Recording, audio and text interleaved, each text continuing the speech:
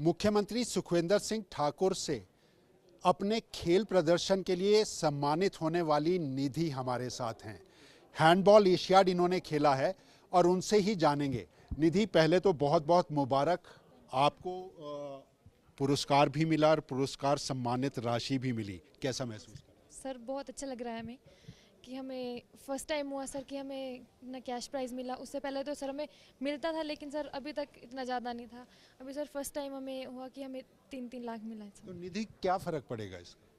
Sir इसके सबसे पहले तो जो सर जैसे यहाँ पे रूरल एरियाज़ के जो बच्चे हैं उनको ज़्यादा ये होएगा कि मतलब जब वो ये सब उनको पता है कि हाँ अगर हम स्पोर्ट्स में आगे जाएंगे तो हमें सम्मानित भी किया जाएगा, हमें पैसे भी दिए जाएंगे, तो सर ज़्यादा से ज़्यादा बच्चे इसके स्पोर्ट्स के लिए स्पोर्ट्स में आएंगे। अच्छा, गांव के परिवेश से आप सब लोग आते हैं। खिलाड़ी हमने जो आज देखे मैक्सिमम ये थे जो ग्रामीण परिवेश से आते थे। शहर और गांव का कोई फ़र्क आपको देखा? लड़का और लड़की का कोई फ़र्क आपको दिखा खेल के अंदर?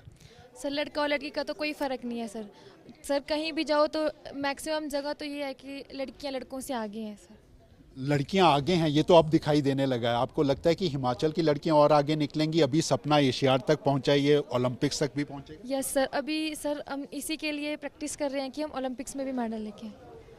क्या कमी आपको लगती है कि सरकार की तरफ से, खेल के कोच की तरफ से आपको किस तरह की चीज़ लगती है जो आपको राज्य के, देश के दूसरे राज्यों से या विदेशी लोगों से जो है वो अलग आपको दिखाई देती है, क्योंकि एशियाड अब खेल चुकी है? सर जैसे कि मैं हैंडबॉल खेलती हूँ तो सर हमारे हैंडबॉल में सबसे पहले तो जो हैंडबॉल है वो इंडोर गेम है सर, और हमारे हिमाचल में इंडोर नहीं है। और हिमाचल के इंडिया में भी सर मैक्सिमम सर 1 या 2 है जो इंडोर स्टेडियम है, वरना सर हमें तो आउटडोर में प्रैक्टिस करनी पड़ती है। और सर जैसे अदर कंट्रीज़ है तो वहाँ पे सर हैंडबॉल जो वहाँ पे तो गम बॉल होती है वहाँ पे, तो हमें तो सर गम बॉल भी नहीं मिलती, हमें तो आउटडोर मिलता है। इसलिए सर कि इंडोर अवेलेबल हो तो सर ज़्यादा से ज़्यादा इम्प्रूवमेंट होगी। अच्छा, लगातार बेहतर प्रदर्शन और ओलंपियाड तक पहुंचने के लिए बोला जाता है कि एक बेहतर कोच का होना जरूरी है। खेल के अंदर ये बोला जाता है। आपको लगता है कि कोच हिमाचल को भी अंतर्राष्ट्रीय स्तर के या इस स्तर के जो हैं वो भी मिलने चाहिए?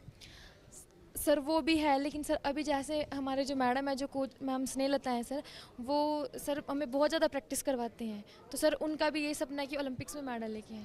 अच्छा, मैटर क्या करता है, सबसे ज़्यादा मैटर क्या करता है खिलाड़ी को एक ऊंचे मुकाम को तक पहुंचने के लिए? सबसे ज़्यादा आपको क्या लगता है?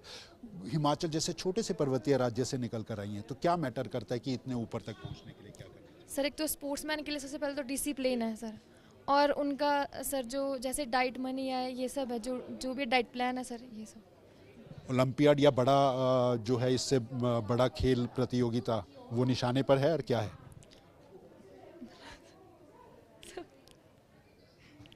किसी अच्छी, हाँ, आप चाहती हैं कि एशियाड तो आपने खेल लिया, अब एशियाड से आगे और कहाँ जाना चाहिए? सर ओलंपिक्स ही सबसे ऊपर है, ओलंपिक से टारगेट है सर। तो निधि, बहुत बहुत शुक्रिया, बहुत बहुत मुबारक, और हमें पूरी उम्मीद है कि आप अपने ओलंपियाड के सपने को भी जल्द पूरा करती हुई नजर आएंगी, और आपकी तरह हिमाचल की और लड़कियां। Thank you sir. तो ये थी हमारे साथ एशियाड में पदक विजेता निधि।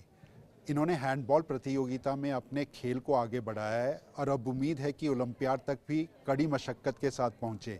लेकिन कुछ खामियां हिमाचल प्रदेश जैसे छोटे से पर्वतीय राज्य में, जहां इनके पास खेलने के लिए खुली हवा में सिर्फ वो ही है, इंडोर स्टेडियम्स इनके पास नहीं हैं।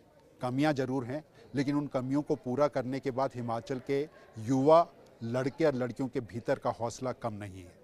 कैमरामैन सुभाष के साथ अरुण उनियाल, सूर्य समाचार, शिमला।